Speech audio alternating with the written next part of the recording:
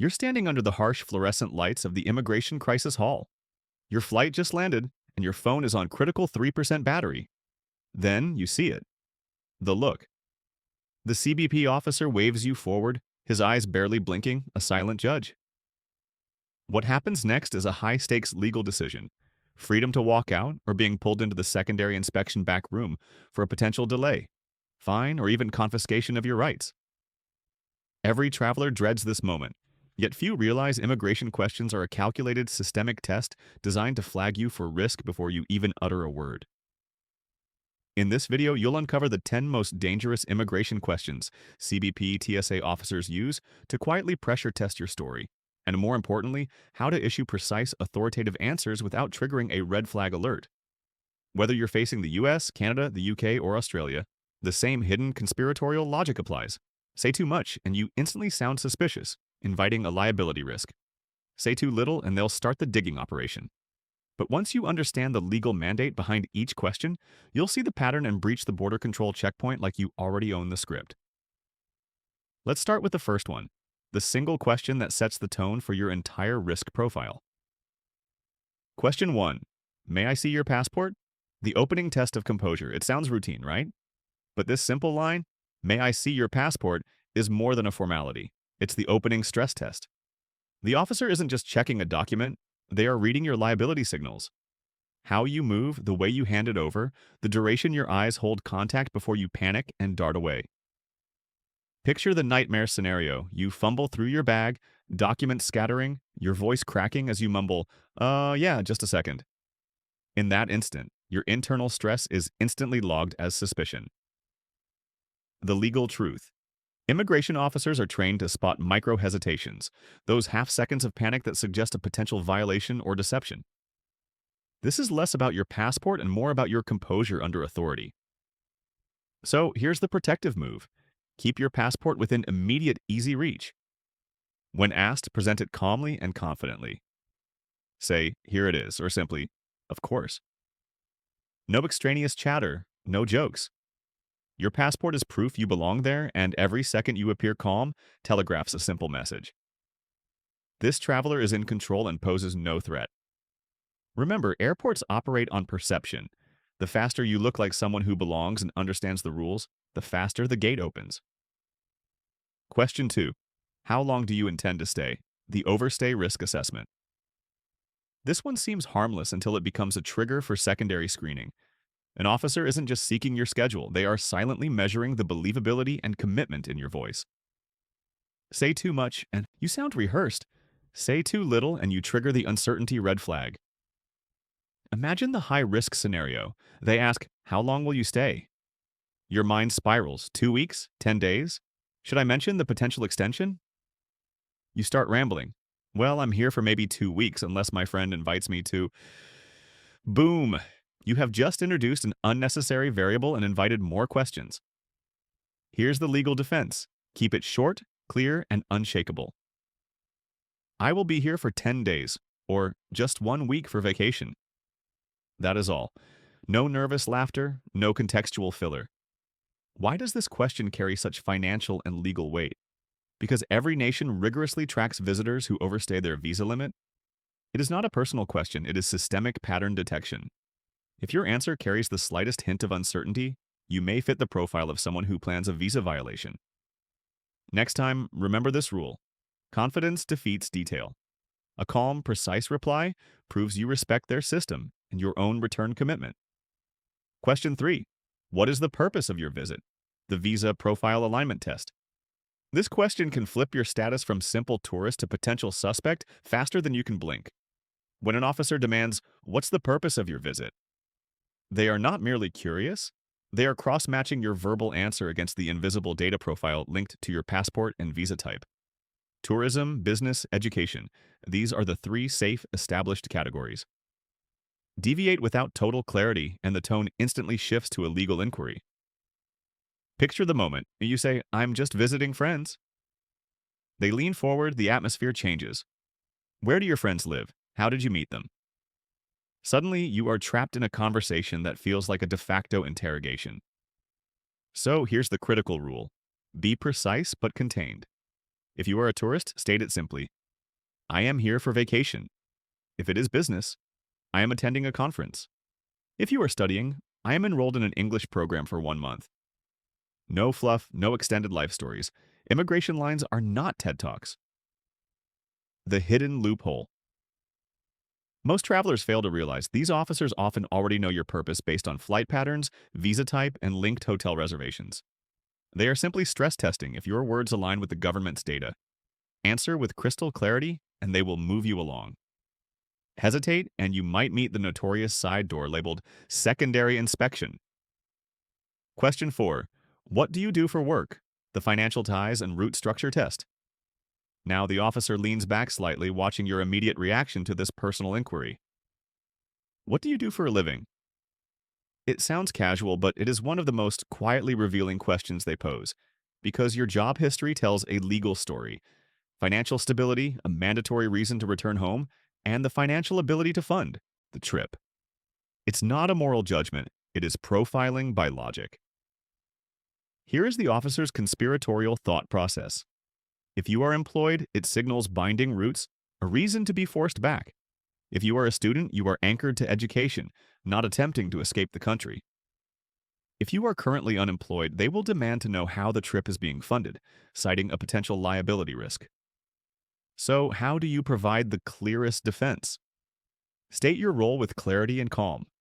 I am a teacher. I work in marketing. I am a student.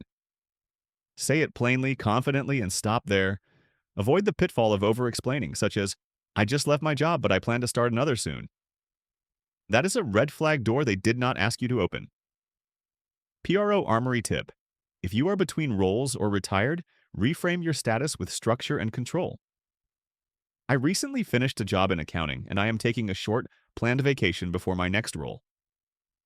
This tells them you are in control, not drifting without structure. The truth, CBP TSA officers do not care about your career path. They care whether your trip makes logical sense within the system. Maintain a professional tone and rock-steady body language because at this point, they are deciding whether to trust your narrative or test it further. Question 5. Are you traveling alone? The digital cross-reference test.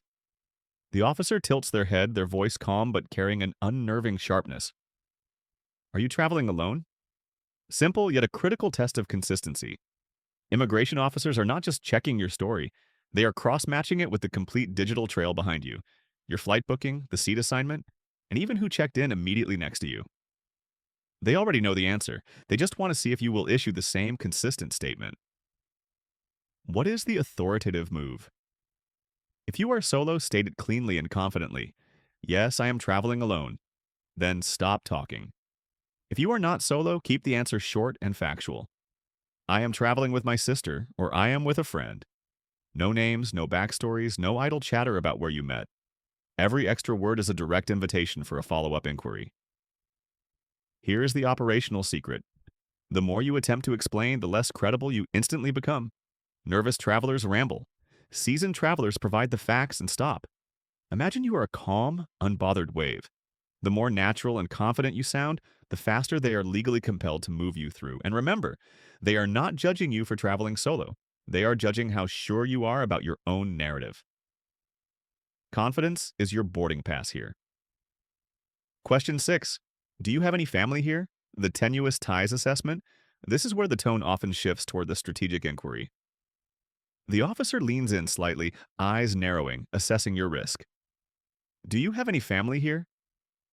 This question sounds innocent, almost friendly, but underneath it is one of the most strategic legal traps they deploy. They are measuring your permanent ties to the country, specifically how likely you are to commit the violation of overstaying your current visa limit. If your answer is a firm, no, I don't, keep it clean, polite, and completely neutral. Do not add nervous explanations like, no, I don't know anyone here. Simply state, no, I don't, and stop the conversation there. But if you do have family in that nation, immediately anticipate follow-up inquiries. They will demand to know who, where, and the closeness of the relationship. The key defense: be truthful, but maintain a surface-level containment. Yes, my cousin lives here, or my sister works in the city. That is all. You do not owe them your entire family tree. Here's the legal twist. The officer is often less concerned with the answer and more focused on judging your immediate reaction. If your tone wavers, your eyes flicker in panic, or your body stiffens, they detect hesitation. And that is the instant the questions multiply and your risk profile escalates. So don't overthink it. Don't overexplain. Whether your answer is yes or no, issue it with a calm, grounded confidence. In immigration interviews, the secret is not just what you say, but how steady you remain while saying it. Question 7. Have you ever been here before? The travel record cross-check. This one catches travelers off guard, not because it's inherently tricky, but because it feels like a hidden trap. Have you been to this country before? It's asked with a neutral smile, but do not be fooled. This question is a quiet background check, disguised as casual conversation. Here is the operational reality. The officer already knows your entire travel record. Your previous visits are logged in the system. The question is designed to see if your personal memory matches the government's digital dossier. If it is your first time, state it plainly. No, it's my first time here. Leave it at that. But if you have been there previously, always provide a clear, confident time frame. Yes, I visited last summer, or I was here 2 years ago for business. That is the extent of the information they require. Do not launch into vacation stories or talk about who you met last time. Here's why this question is a high-risk alert. Returning travelers who have previously overstayed, committed a violation, or been flagged are automatically reflagged. So even a casual answer is cross-checked in seconds. And the critical twist, officers use your tone more than your words to decide if something is operationally suspect. If your voice hesitates or your eyes shift as you attempt to recall the date, that moment of doubt can trigger deeper screening and financial liability. Treat this like a mirror test. Answer calmly, lock eyes, and proceed. It is not about your travel history. It is about your composure under quiet state pressure. In the i.e. high-stakes world of immigration, calm is currency. Question 8. Do you have anything to declare? The confiscation and fine gateway. Now comes the single question that can flip your trip into a legal nightmare in seconds. Do you have anything to declare? It sounds bureaucratic and boring, but this is where more travelers incur severe fines and potential confiscations than anywhere else. Because at this checkpoint, honesty is non-negotiable. It is the entire game. When an officer asks this, they are not necessarily accusing you of smuggling. They are testing your understanding and compliance with customs law. And those rules are not the same everywhere. Are you carrying expensive jewelry, undeclared electronics, or specific medication? Are you packing supplements or snacks that seemed harmless at home but are classified as restricted imports abroad? Even a few $1,000s in cash can raise an immediate red flag if you fail to declare it properly. Here is your legal protocol.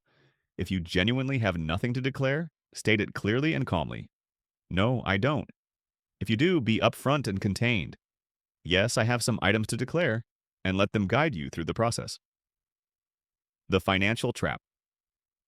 Most travelers never learn. Customs officers are ruthlessly trained to spot hesitation. One uncertain pause, one glance down, and suddenly they are flagging you for a mandatory bag search.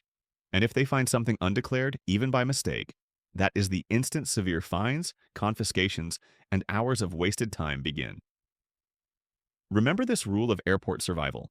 Confidence cannot cover dishonesty, but honesty, spoken calmly, will clear you faster than any excuse ever could.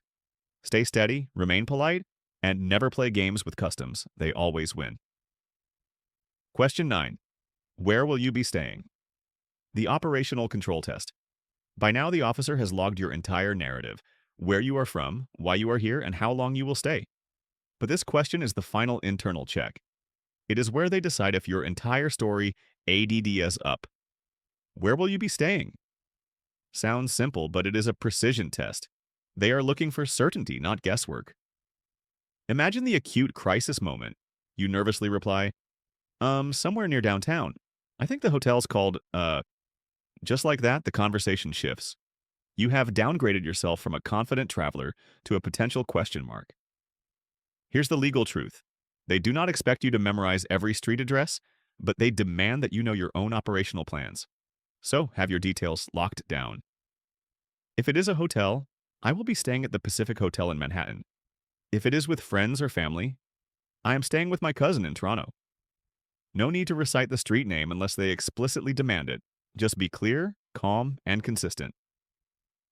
And here's a hidden system tip. Immigration software often links your arrival card or e-visa with your listed accommodation. They are checking if your answer matches that data. When you respond smoothly, it signals one thing: control. You know your destination, and that is the only assurance they need to hear, because nothing unnerves a border control officer more than a traveler who seems unsure about their own destination.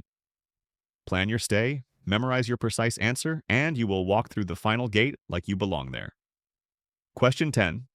Can I see your return ticket or onward travel? The evasion prevention mandate. This is the final checkpoint, the moment they legally decide if your trip is legitimate or an evasive maneuver. Can I see your return ticket or onward travel? This is not just paperwork, it is mandatory legal proof that you plan to leave the country. Every nation, from the US to the UK to Australia, uses this question to spot travelers who intend to commit the violation of overstaying. If you hesitate here, you instantly project uncertainty about your intentions, and that can spiral into a full secondary inspection. So do not get caught fumbling. Always have your ticket, printed or digital, immediately ready to present. If you have your booked flight home, present it confidently. Yes, here is my return ticket. I am flying out on the 22nd. If you are continuing elsewhere, be equally clear. I have an onward flight to Singapore. Or I am traveling to Paris after this stop.